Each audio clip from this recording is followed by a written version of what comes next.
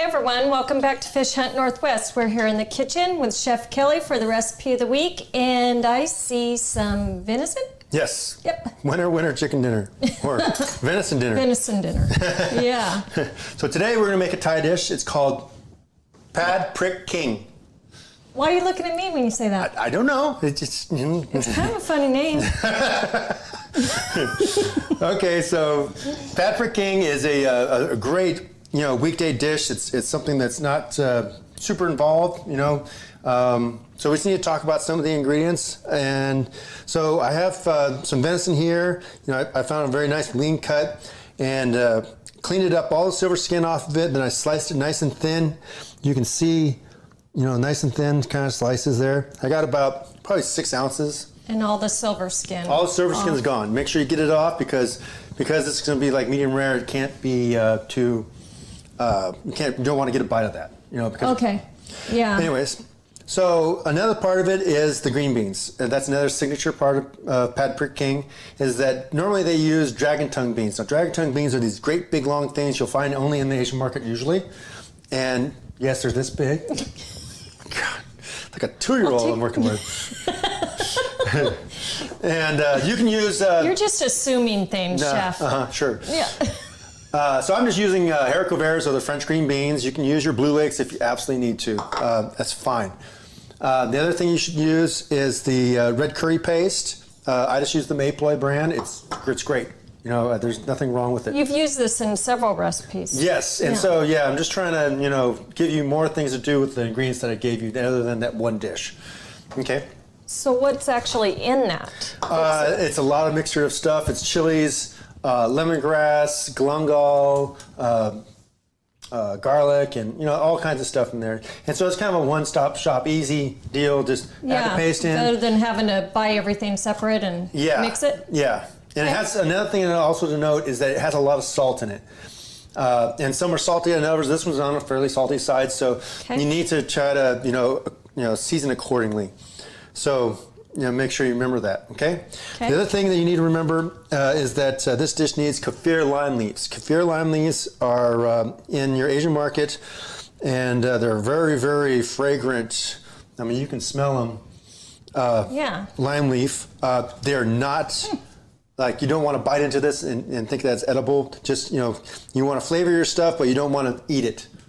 Okay? So like bay leaves. Exactly. Just like a bay leaf, you would treat it just like that. Okay? And, of course, fish sauce is a signature Thai ingredient. That's not the beer that you offer to Dwayne? Shh. So let's make up all of our stuff together so that it's ready to go. So I'm going to take about a tablespoon and a half. Yeah, about a tablespoon and a half of our red curry paste. Okay. About a tablespoon of brown sugar. This dish needs to, let's say a tablespoon and a half. This dish has a little bit of sweetness to it to kind of counteract the big, powerful flavors and its saltiness of the curry paste. Okay. About a tablespoon of garlic. I say that's an awful lot of ginger. Yeah, I know. Yeah. Can handle that much garlic.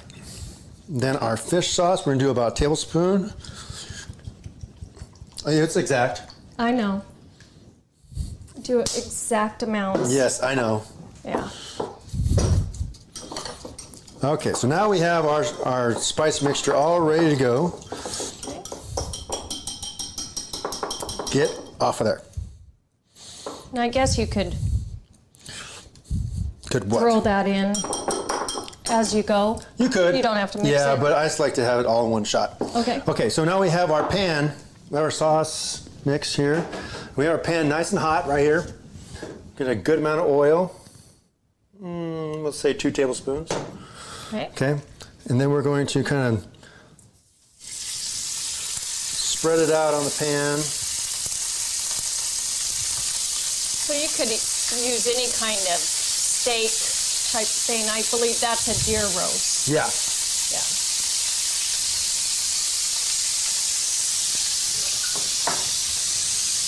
Okay, so what we're trying to do is kind of get a good crust on here. So spread it out.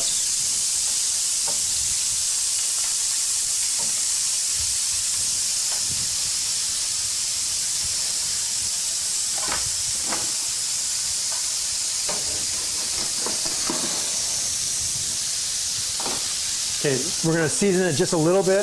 Remember that curry paste has some salt in it already, but we're going to need to season that a little bit. Okay. You know, so you can see that I'm not messing with it. I'm not trying to sit there. I'm trying to get a good crust on one side so that we get some flavor built up. We're getting there. Yeah, it looks good. So we're just going to toss it really quick.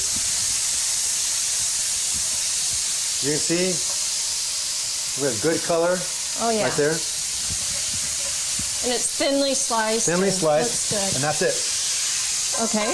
Okay. Okay. Set Keep on that it rolling. aside. Okay, get some more oil in there. Then add all of our spice mixture right in there. We're going to fry this up just a little bit. We're just going to try to toast that garlic and the curry paste, all that stuff. It's smelling good. Okay, make sure that you don't burn this. Okay, once you burn it, you got to start all over again. Okay. Okay, so now we're going to add our green beans.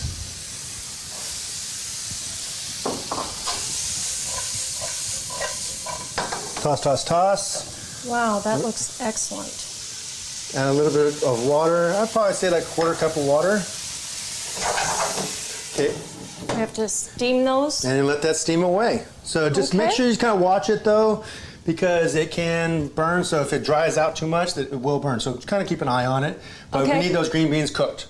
Okay. Oh, and also we're going to toss in right now our kaffir lime leaves before, while it's simmering. While it's simmering away. Wow. So yeah. Okay. Well, I guess while you throw those in, I can throw it back to you guys in the studio.